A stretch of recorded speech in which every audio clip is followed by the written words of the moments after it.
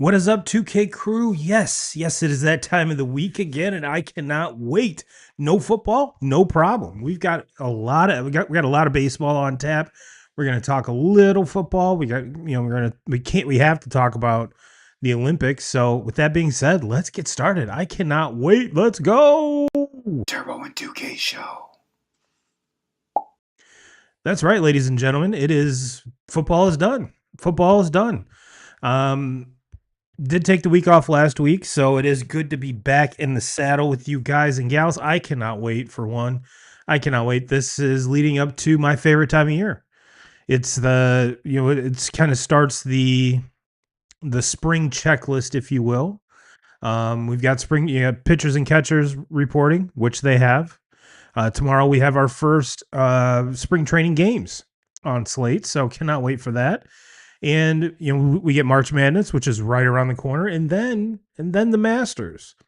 Once we check those three boxes, we are set. We are set for an amazing spring and summer and fall full of baseball and everything else that is included. So I cannot wait. I cannot wait. But before we get into any of that, let's talk about some news. Yeah, being gone last week, I had an awesome show planned. But life happened, and that's more important than this. So we're gonna hit a lot on that. As I've got the Pistons and the Knicks up on the big screen. If you follow the show for any amount of time, I'm not an NBA fan, but the Pistons are cooking. Pistons are cooking, and they're doing it differently than a lot of other teams because they're not just shooting up threes. They're actually playing defense, and they're playing basketball, and it's kind of cool to watch. I'm just starting my kind of research into the college football scheme. So next week will probably be the first kind of college basketball breakdown as we get closer to those conference championships and then leading into March Madness as usual. But like I said, got a little Olympics here. Let's start on a good note.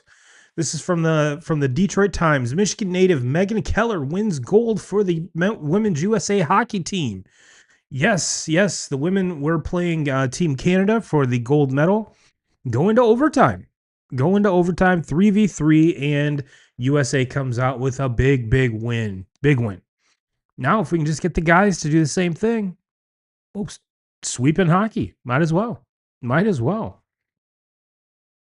And let's see here. Let's get the NFL stuff out of the way here real quick. This was posted yesterday. This is from Dov Kindman.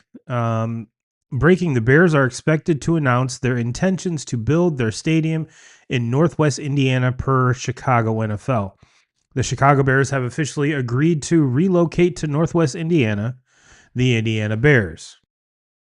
Now, I'm not going to beat around the bush. I am a Bears fan. It's always weird because everyone asks me, well, have you been to Soldier Field? And I haven't. As big of a sports fan as I am, I have not been to an NFL game. It's one of those things where I find it better to watch all the games on Sunday rather than just go to one. But it's one of those things where I could see it for the ownership. The taxes in Northwest Indiana are a lot less expensive than downtown Chicago. So there's benefit number one. And I'm sure if they were to build there, the local governments would the state governments would probably give them a pretty sizable tax break to bring in a multi-billion-dollar stadium and all the accoutrement that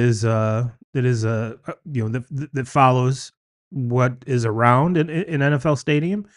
And I think what the Bears are trying to do is something similar to Green Bay and New England and a lot of other NFL cities where it's not just, the ownership just doesn't own the stadium.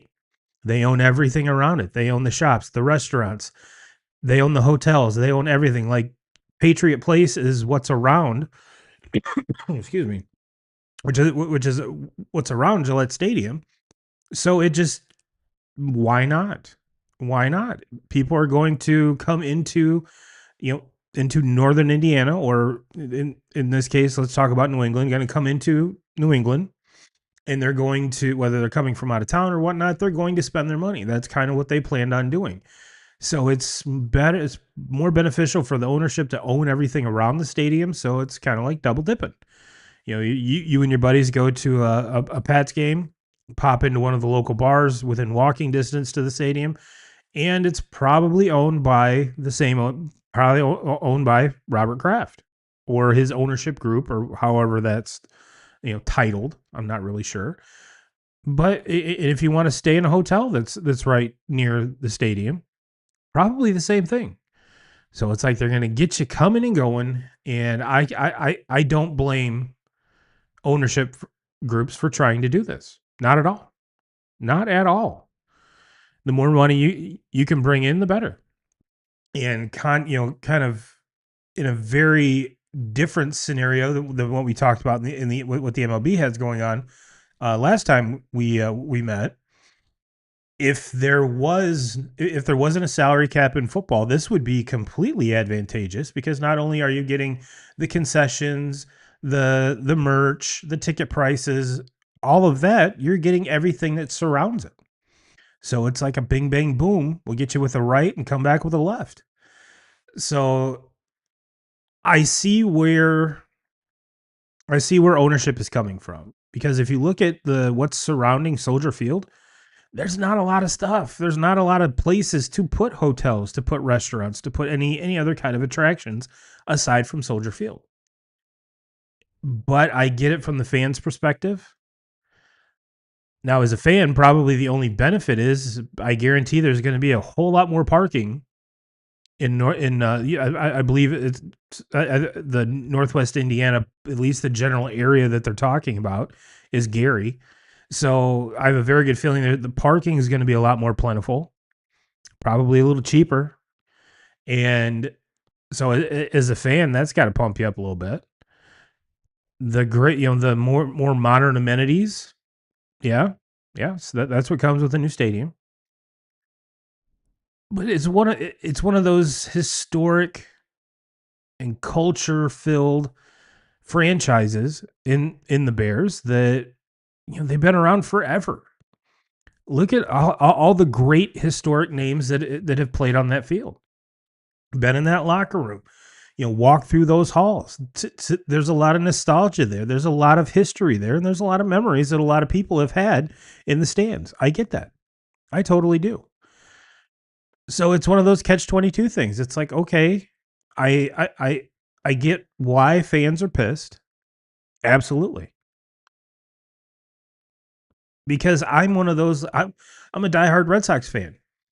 To me, Wrigley Field and in Fenway are two of the greatest stadiums still around, and I hope it stays that way for a long time, because those are not only stadiums, they're also historical landmarks, and to me that's cool. I really like that, and if I was a player, I would cherish every time I would get to play at a stadium like that.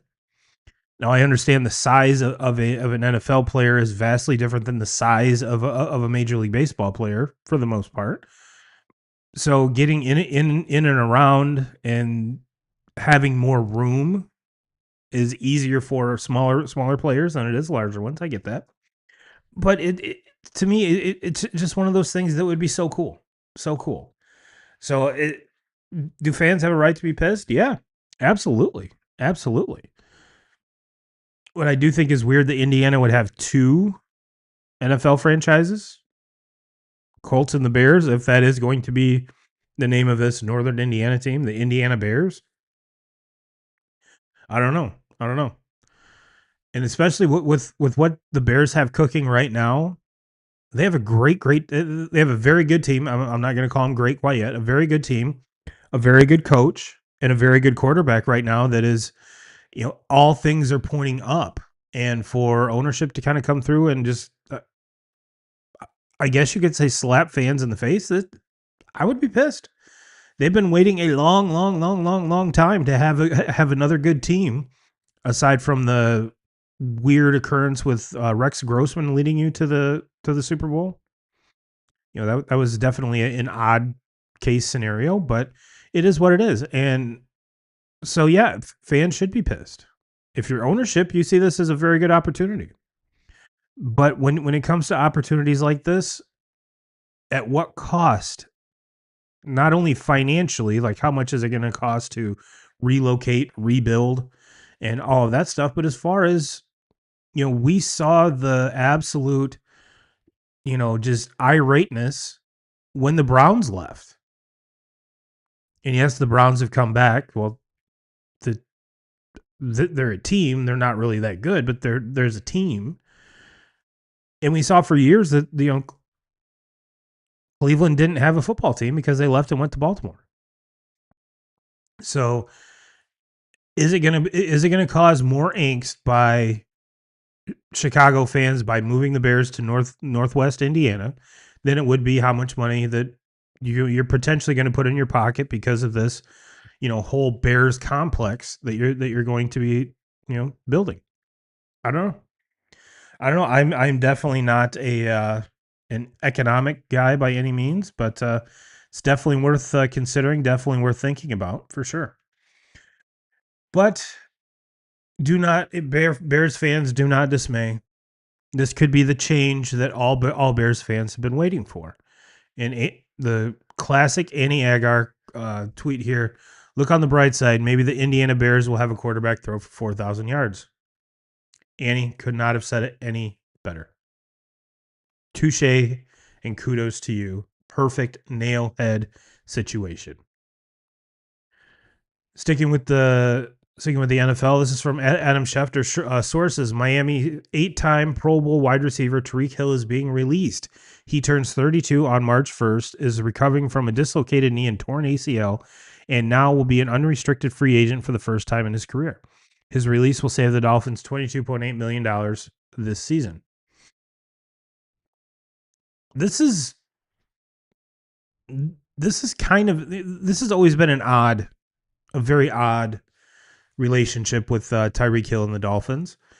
If you rewind back to when he was traded from the Chiefs, it was right around it was the same offseason that Christian Kirk got paid the highest of any wide receiver in NFL history.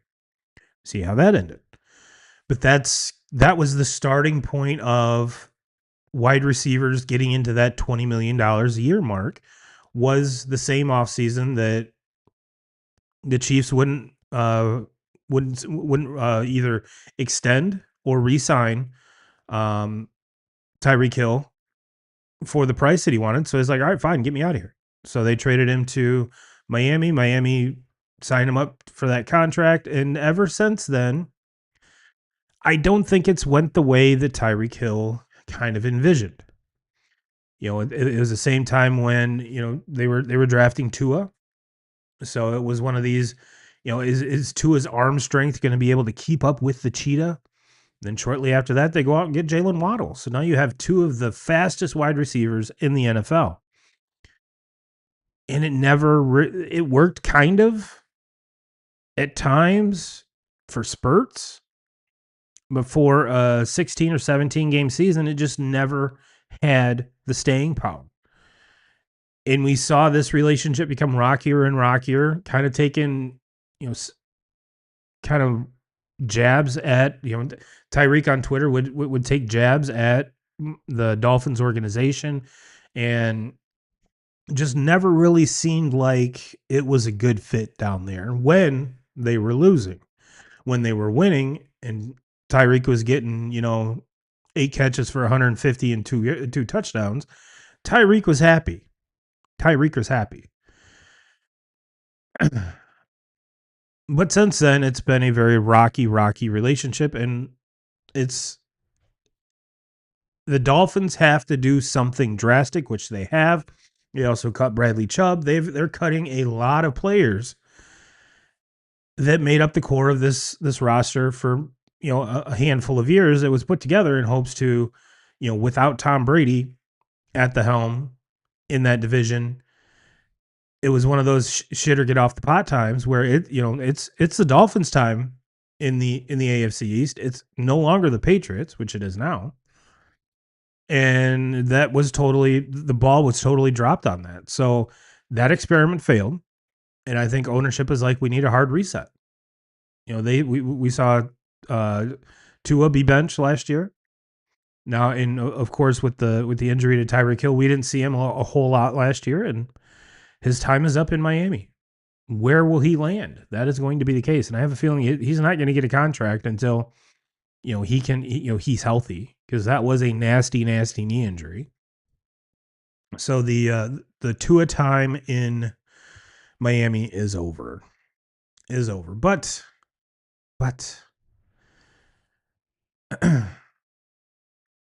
let's see here. Trinidad Chambliss gets his another year of eligibility upheld or reinstated, or however you want to put it, because he was asking for a 6 year of eligibility because he didn't play 1 year or didn't play a lot at Ferris prior to going to Ole Miss, and he was petitioning for a 6th season. Well, he got it.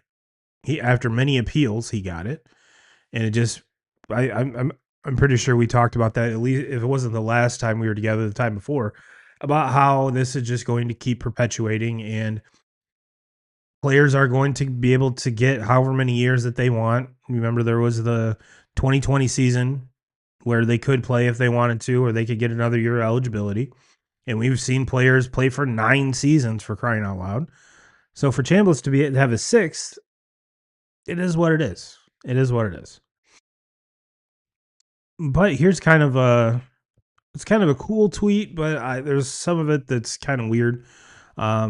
Marcella Bennett tweets, Roman Anthony is 21 and playing for Team USA in the World Baseball Classic. Fernando Mendoza is 22 and about to be the number 1 overall pick in the NFL draft. Trinidad Chambliss is 23 and took the NCAA to court so he could have a 6 year of college eligibility. This is absurd.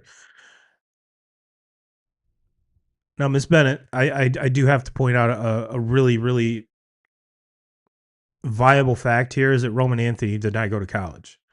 He was drafted right out of high school. He did commit to he did commit to Ole Miss, but when he was drafted right out of high school in the 2nd round by the Red Sox, he forewent college. So that's one of the reasons why he's 21. That's one of the reasons why he's so young. And not only that, he was drafted in 2022. He was kind of his path to the majors was accelerated because he's just that good. He's just that good. So kind of an apples and oranges kind of scenario there, but it does go to show you, and we see this a lot with some of these quarterbacks in particular, their age compared to some of the other players that are already in the NFL that have been in the league for 5 years. So it is kind of crazy. It is kind of crazy. And one cool thing here. This is from ML Football. Heartwarming. Last year, a Lions fan sold his signed Matthew Stafford jersey to take his daughter to a playoff game. Stafford heard about and sent him a game-worn jersey from the 2014 Detroit playoff game. It reconfirms who Stafford is. He had no reason to do this. And one of the many reasons why I don't think Stafford got a really fair shake in Detroit. And thank goodness, for the Rams, the fan base absolutely loves him because they're winning. But we went round and round and round on this show with Lions fans during the Stafford era, saying it's not Stafford that's losing these games. Stafford is not the reason. He has been one of the best quarterbacks in the NFL, often overlooked, often overshadowed, but he's thrown to 2 of the best receiving seasons of all time. Yeah. Yeah. That was the same guy. Many years apart, but the same guy. So I'm happy that these are coming out because this is the type of thing that if Lions fans would have taken a step back and actually saw him as a person, not just his win-loss record. And I'm not by any means insinuating that all of Detroit hates Matthew Stafford, but it was when the Lions and Stafford were doing their thing. There were so many Lions fans that are like, if we just get rid of Stafford, this would all be different. And if the trade to the Rams would have just been Stafford for Goff straight up, this Lions team would still probably be in the land of mediocrity, just because not only did the Lions get Jared Goff in that package, they got a ton of draft picks, which they have reloaded with and given you the team that you see today, or at least the start and the foundation of it. So Lions fans should love Matthew Stafford. To be good enough, never really win, but be really, really good and have some other team give you their starting quarterback and a whole shit ton of draft picks. Yeah, you should love him. You should absolutely love him. But if you actually saw the person behind the stats, I think you would have had a greater appreciation for him. All right, that's enough news. That's enough news. What on the news? And we got a gold medal in Olympic figure skating. I guess it's the first since like 2006. So do not remember the girl's name, but kudos to her. Kudos to the team. I guess they won a team gold medal. No shocker. I have not been keeping up with the Winter Olympics. Not really my jam. I keep an eye on it, but to actually, you know, compute it to memory, not really. Not really. I guess there was a huge controversy in the curling world. The little beep. Who would have thought would have caused a world of controversy, except for at bars in Columbus. But that's neither here nor there. Let's talk about some Tigers. Let's talk about the Tigers. This is the thumbnail. This is the reason you're here. The Detroit Tigers. Well, let's rip the Band-Aid off that everyone knows. This is from MLB. JV is back in Detroit. The Tigers signed right-handed pitcher Justin Verlander to a one-year deal. And this is something that was rumored, was all Tigers fans were hoping for this. They even going back to last season, Tigers fans were, after the Astros didn't re-sign him. Is this a possibility? Could we potentially get Justin Verlander back in Detroit wearing the Old English D? And last year didn't happen. He signed with the Giants, and the season did not go as swimmingly as JV probably would have wanted it to. But he was able to, climb some lists, some strikeout, the strikeout list in particular, the wins list in particular. Things that were really, kind of checking career boxes for him. He already has his 2 World Series, even though he says that's his major driving force, which at any point in your career, that kind of has to be your driving force. At least you would hope so. But this is kind of one of those double-edged swords. And just from the Tigers fans that I'm seeing online are having the right mentality about it. Yes, it's cool. It is very, very cool. The nostalgia is amazing. Brings back memories. Absolutely. For a very, very long time, Justin Verlander was the best pitcher in baseball and was a pitcher for the Detroit Tigers, and did that. Those teams were awesome for the most part. But what I'm happy to see is that Tigers fans aren't seeing this signing as, the second coming. We're getting the legendary Justin Verlander to take this team to the next level. Or they're not saying, this is so cool, Justin Verlander's back, and they're just seeing it as nostalgia. And I, for one, hope that there's a healthy 2026 season for JV, because I love it. I love this signing. I love this signing. And it comes, shortly after, like we talked about 2 weeks ago, I think, or 3 weeks ago. Tigers signed Framber Valdez after the whole situation with Skubal with the arbitration, which kind of led Tigers fans to be like, okay, this pitching staff's pretty legit. Pitching staff is pretty legit.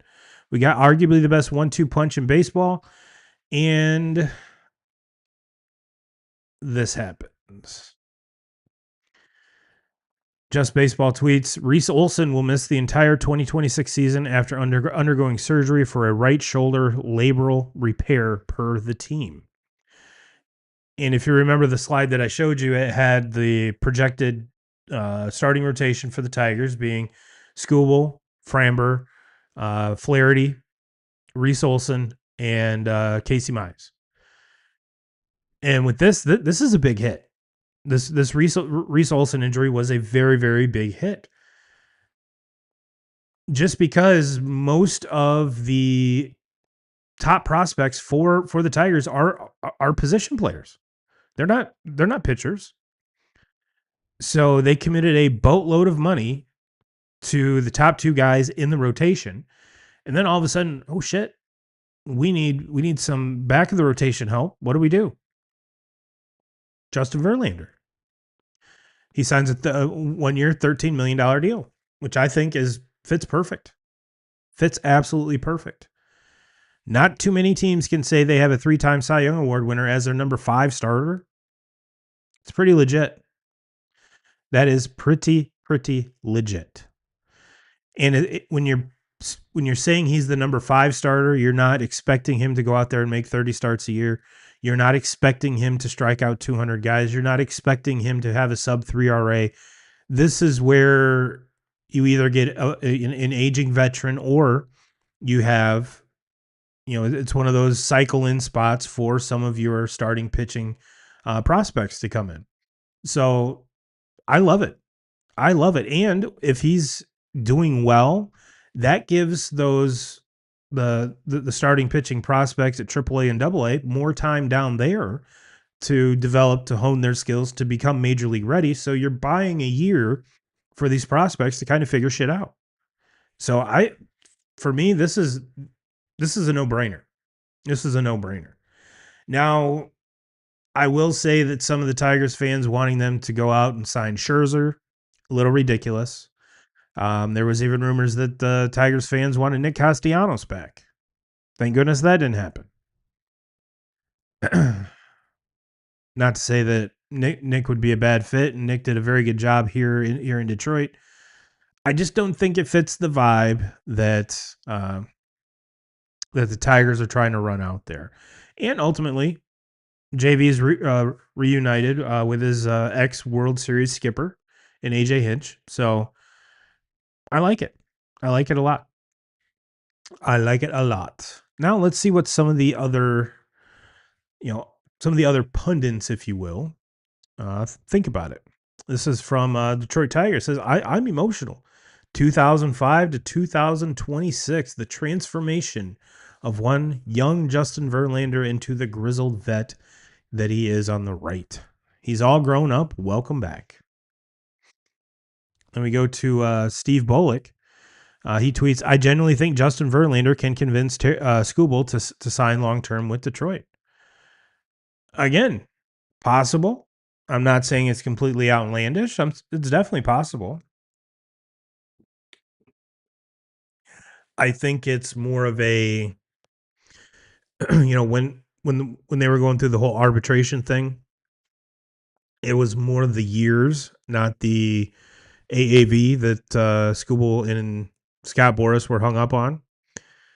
And that's kind of where things got hung up. But JV in his ear for an entire season, and you get an entire season to kind of massage and work him a little bit, and more time for Boris to kind of massage ownership.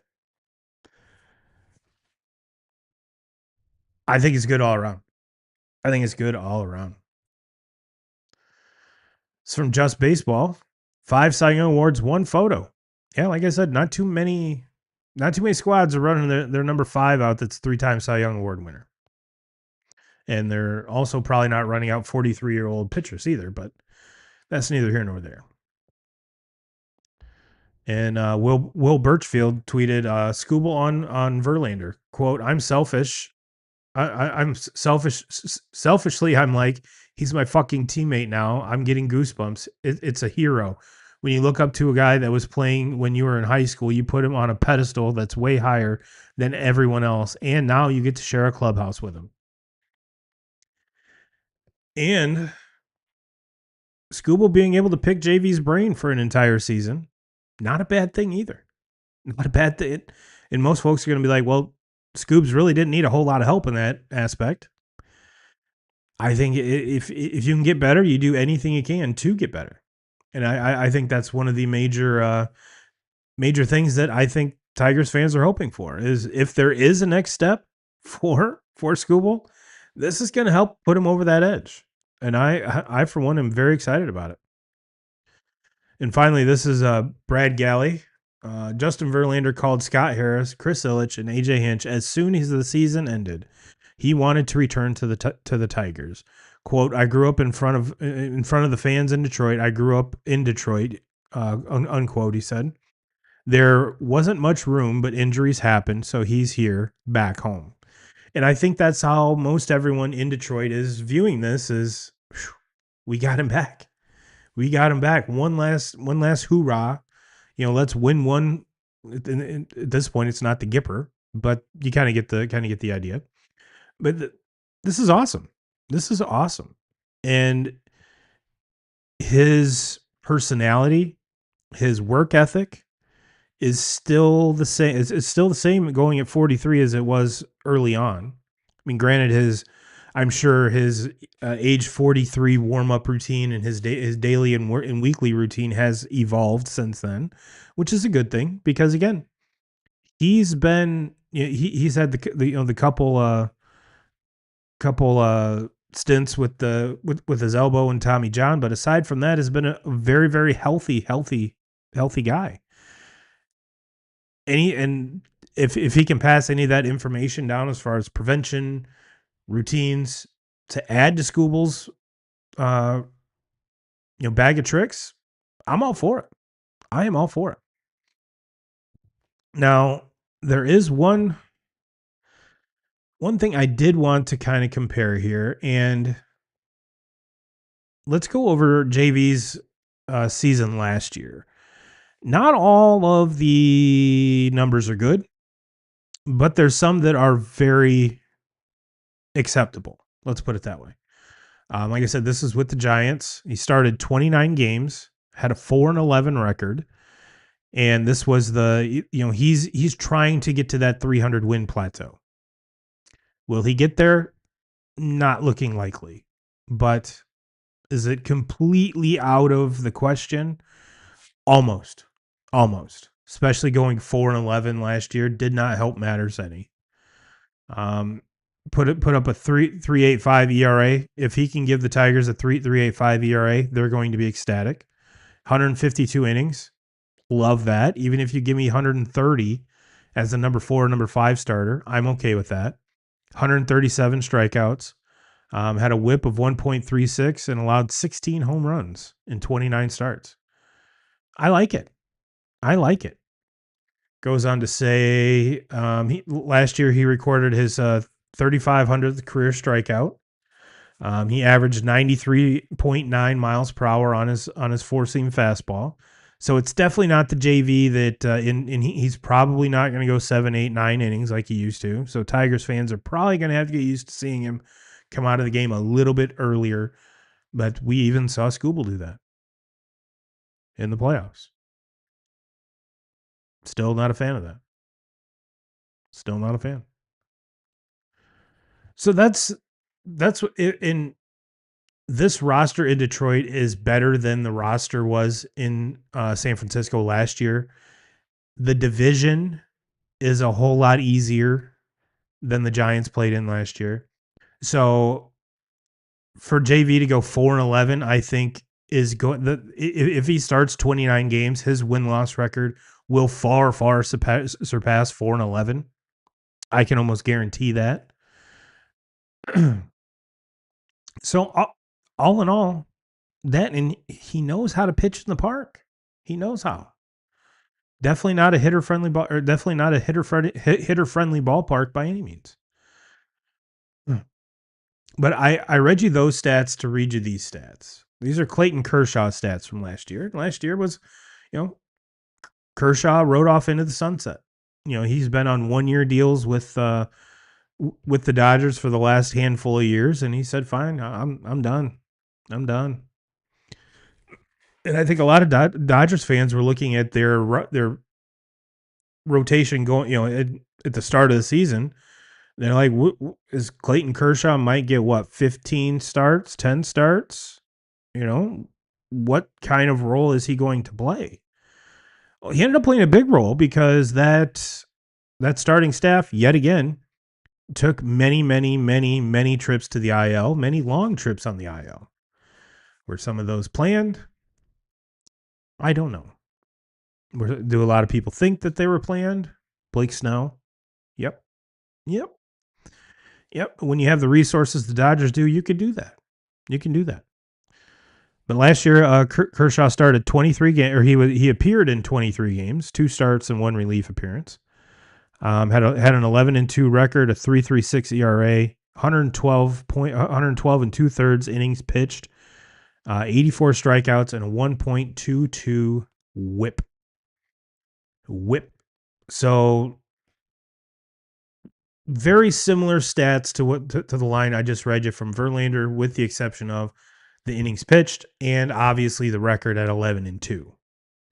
So if the Tigers can get somewhere between Verlander's stats last year with San Francisco and last year's Clayton Kershaw stats, I think it is the perfect scenario.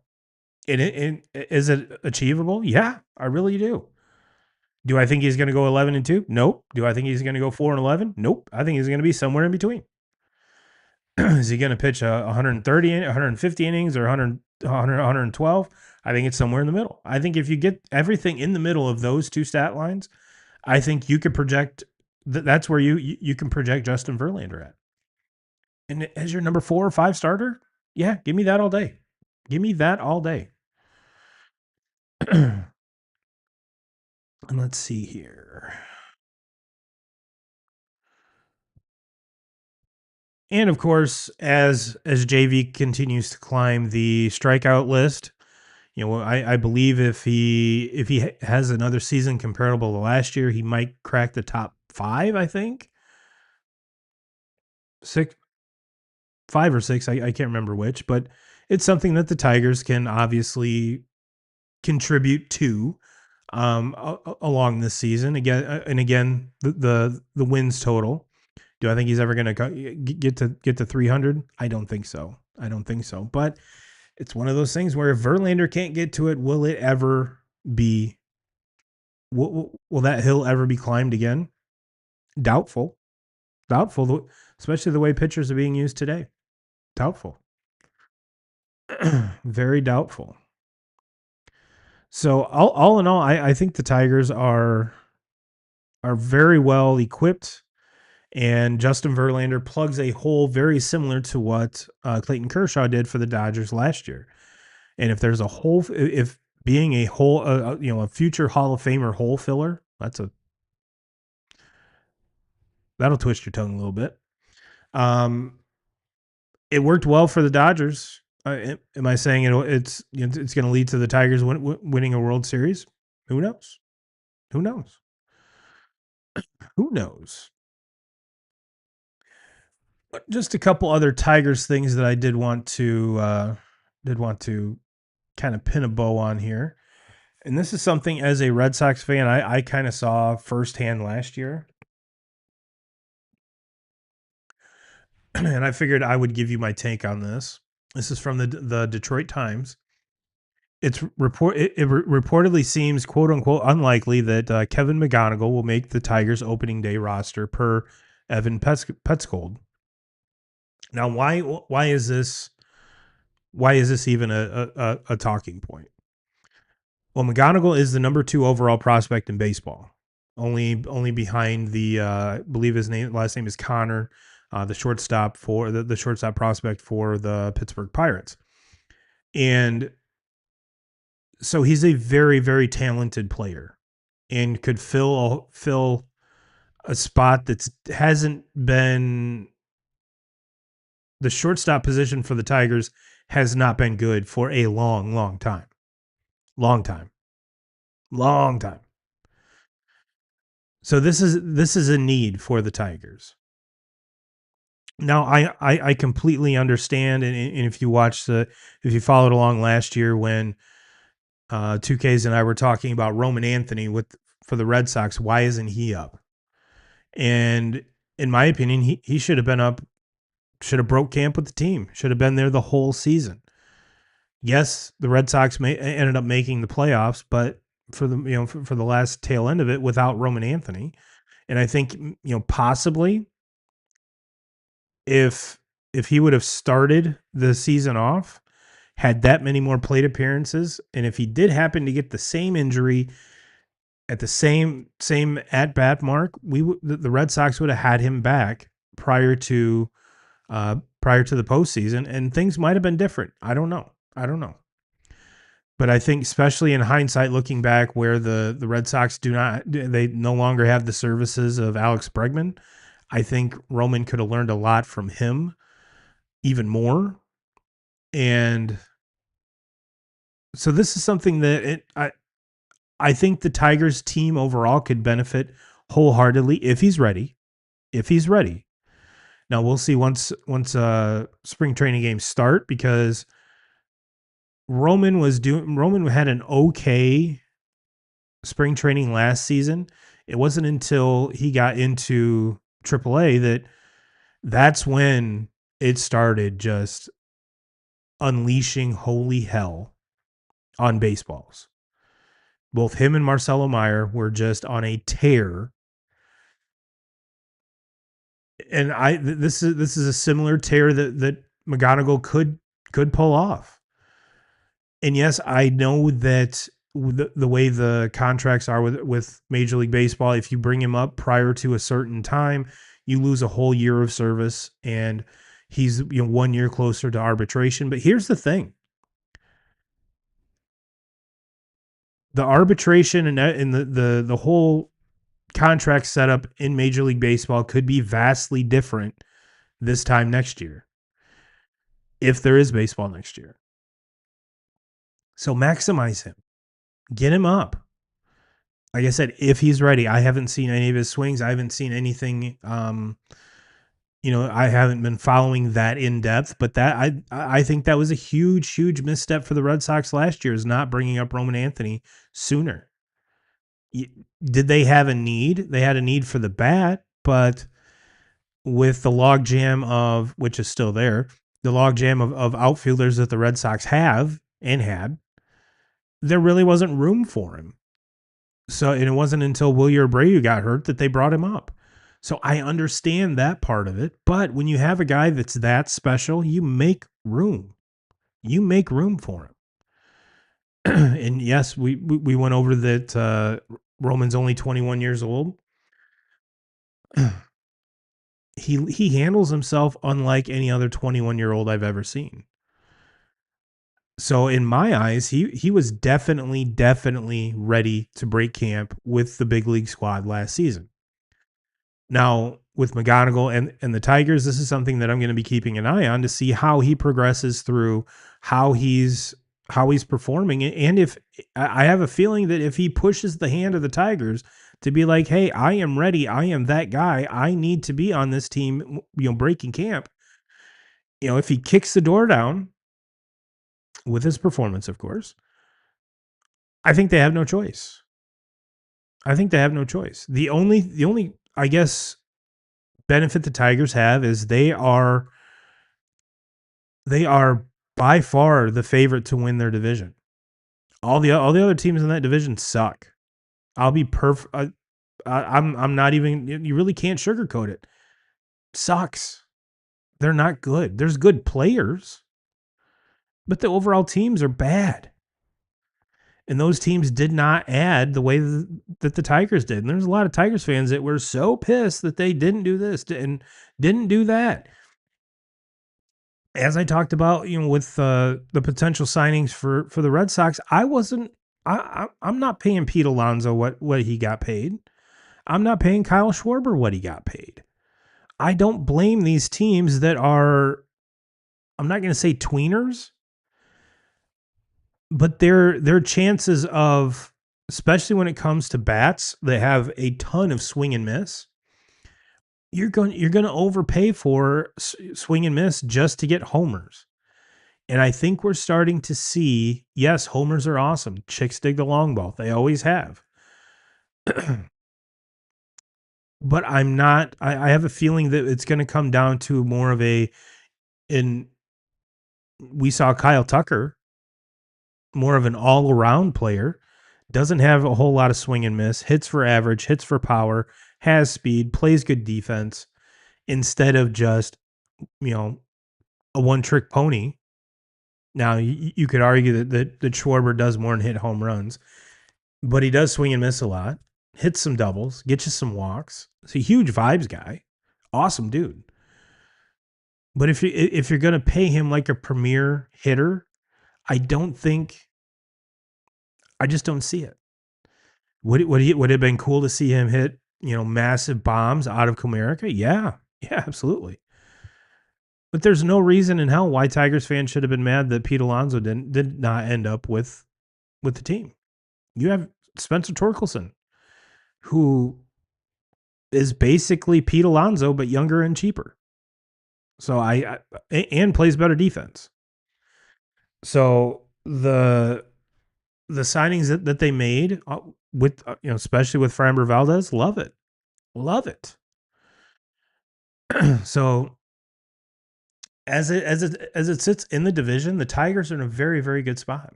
Very good spot. The Royals really didn't do much. Guardians didn't do much, if anything. Twins sold off everything at the deadline except for Joe Ryan and Byron Buxton because he has a no trade clause, and he said, "I'm not going nowhere, bitches." So you are primed to win the division. Now, we've seen, the Tigers haven't been one and done the last 2 years.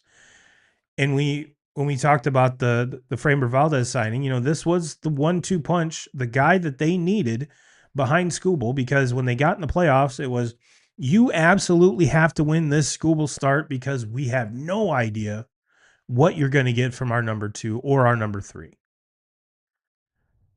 And now they do. Now they do, which makes them scary. Scary. Now the question is, can they hit? Because the Tigers have a very, very, very swing and miss happy team. Same as my Red Sox. Both teams are very young. So is that something that they could grow out of? I think so. But when you have a team that swings and misses as much as the Tigers do, adding someone else that just swings and misses even more, Eugenio Suarez, yeah, would have been cool for him to hit 40 bombs playing third base, but he's a terrible third baseman, and he swings and misses more than almost anyone in baseball. So is it worth paying that much money for a guy who's going to add to your strikeout total, but they're going to hit 40 bombs? And I think not only the Tigers front office, as well as the Red Sox and a lot of other front offices, looked at everything the same way, and they're like, well, are we really going to pay that much money for that many strikeouts? And I think we're seeing the tides turning, and I think players are going to get rewarded for not striking out as much. And I'm not saying going the full, just base hits, just singles, Luis Arias style, and absolutely no pop, because you do need pop. You do need it. You do need it. Tigers fans, I have a feeling Riley Green is going to be on a tear this year. Spencer Torkelson, I think, is going to take another step forward. And if Casey Mize can go back to Casey Mize of the first half of the season last year, this team is going to be a wagon, an absolute wagon. All right, well, 2K crew, I think that's all of our baseball talk for this week. Let me see here. Like I said, I will do a deep dive and get my research started on the NCAA hoops. Oh, there is one other thing here that I did want to go over. Excuse me. I saw this just before we this was earlier today. The original tweet was from ESPN PR. ESPN to launch Women's Sports Sunday.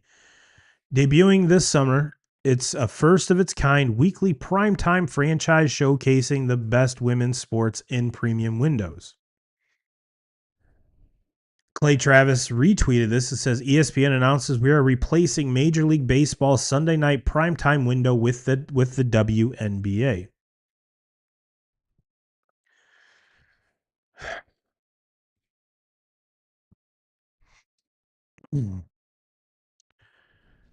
This doesn't shock me because ESPN has hated baseball for a very long time. And I can say that I'm not the only one that absolutely hates the Sunday night baseball announcers. But to replace it with the WNBA blows my mind. Absolutely blows my mind. And is one of the only things I actually, football, like games are the only things that I purposely tune into ESPN. Now, there's certain times at night when I'll catch SVP, my guy SVP, love him. Other than that, I do not watch ESPN because it's complete and utter bullshit. And this is one other. I cannot wait for this to happen and to see how many people are not watching the WNBA. I'll be the first to say it. Be the first to say it. Unless you're going to have Caitlin Clark play every single Sunday night, no one's going to watch. No one's going to watch. And you might be saying, "Well, Turbo, no one watches Sunday Night Baseball." I have a very good feeling that there'll be way more people watching Sunday Night Baseball than Sunday Night WNBA. No offense to WNBA fans. No offense to the players. No offense. I'm not throwing shade on the WNBA. I'm more upset at ESPN for making this decision because it's going to make things harder for me to try to find what I want to watch. Do I want to watch the WNBA? No. I hardly like to watch the NBA, let alone the WNBA, or I don't even watch college. I very rarely watch more college basketball than I do NBA, and far less of either one of the women's. So it's definitely not on my radar. Not on my radar at all. Could I have seen a WNBA on ESPN2? Yeah. Yeah. Yeah. Especially with the baseball, like I said, if baseball doesn't screw this whole thing up and there is actually baseball in 2027, which doesn't seem likely, but stranger things have happened. This is the most popular the game's been. And to take a step like that with ESPN is just to slap in the face to baseball and baseball fans. So it was one of those things I didn't know if I wanted to cover it, but if I didn't, it would have eaten at me all week. And I don't know. I don't know. It just is. I cannot stand when it's already hard enough for me to watch and consume what the sports I want to watch. And I guarantee every football fan will tell you the same thing. I need 9,000 different channels and apps and everything else to watch, the teams that I want to watch. And now you're making it even harder because where I'm for the last 25 years, I've been watching Sunday Night Baseball. And now where the hell am I going to find it? Yeah, Major League Baseball has blackouts, which I'm not even sure why that is a thing when I pay for the, MLB Plus or whatever the hell it is. And I want to watch my Red Sox games, but oh, well, the Red Sox playing in Detroit and it's blacked out. Why? I'm paying for this subscription. I should be able to watch whatever the fuck I want to watch. Ugh. It's frustrating. Frustrating. But I guess there's people that are way smarter than me making decisions. Maybe I'm completely wrong. Maybe I'm one of the only true baseball fans left. I don't know. But I will tell you this. I'm definitely not watching ESPN aside from football. Tell you that much. I will tell you that much. All right, well, 2K crew, I'm going to get you out of here. Everyone have a great week. Going to get out of here before I say something I don't want to, but everyone have a great week. I will see you next week. And as always, Jim Rome, we're coming for you.